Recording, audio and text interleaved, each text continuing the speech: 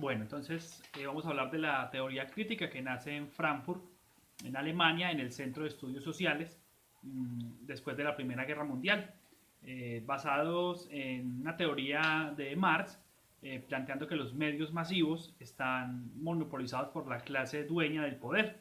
O sea que los grandes medios de comunicación, los llamados a informar, los que tienen el poder para informar, pues pertenecen a familias poderosas, a políticos, y entonces estas empresas, porque son empresas que buscan un lucro, lo que hacen es desinformar a la población porque tienen el interés de ganar dinero. No les interesa que la información sea la más veraz, sino la que más produce dinero o rentabilidad para las empresas.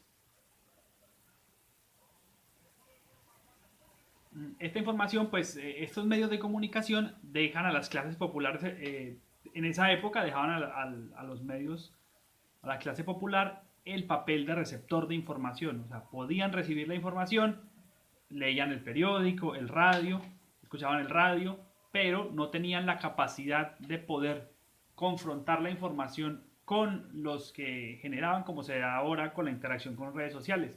En esa época solo existían algunos medios de comunicación, estaba el teatro, estaba el cine, estaba la radio, pero no había una interacción con el medio, lo que no le permitía a la masa, a la clase obrera, a la clase popular, pues, la facilidad de poder refutar o de generar una crítica con respecto a esa información que recibía.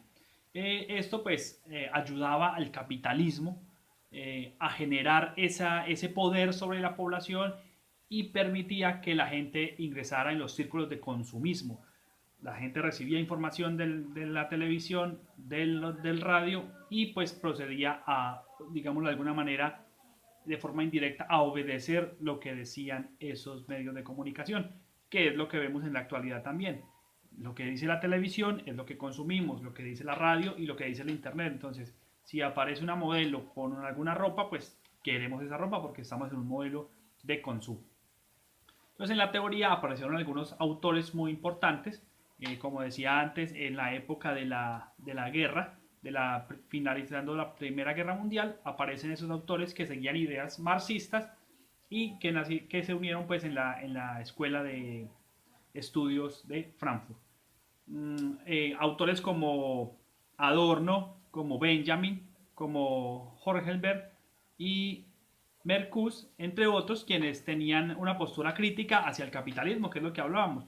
Pues todos sabemos que Marx era un filósofo que propendía por la izquierda entendido pues como la lucha de clases y todo esto, y esos autores pues basados en esos estudios de Marx, pues empezaron a crear esto que hablaba de la postura crítica. ¿Y cómo lo hacían? Pues basándose en la sociedad en tres elementos, que era la sociedad con respecto a la política, a la economía y también con respecto a la cultura. Y allí recibía pues una importancia especial la cultura porque ellos creían que la cultura era un espacio en que la gente podía recibir una información diferente a la que recibían de los medios de comunicación. Medios de comunicación como la radio, que pertenecía a los grandes emporios económicos o a los poderes políticos, a diferencia del teatro, por ejemplo, que tenía acceso la mayoría de la población.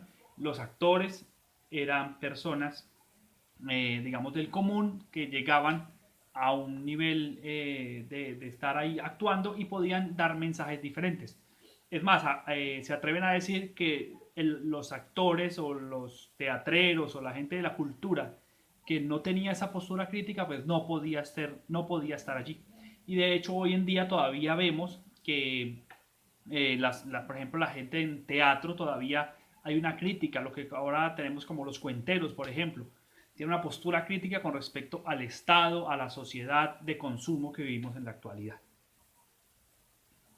Bueno, a pesar de esa teoría pues, no pierde vigencia todavía, ya que a pesar de todo el avance tecnológico, a pesar de todo lo que ha pasado con la sociedad, las redes sociales, todavía sigue existiendo y tiene vigencia la teoría crítica, ya que digamos que no es que haya cambiado mucho desde que nació la teoría en la escuela de Frankfurt a hoy, no ha cambiado mucho el aspecto con respecto a que seguimos en una sociedad de consumo, una sociedad capitalista, y tenemos medios de información controlados por los grandes poderes económicos. Y por eso no pierde vigencia la teoría crítica.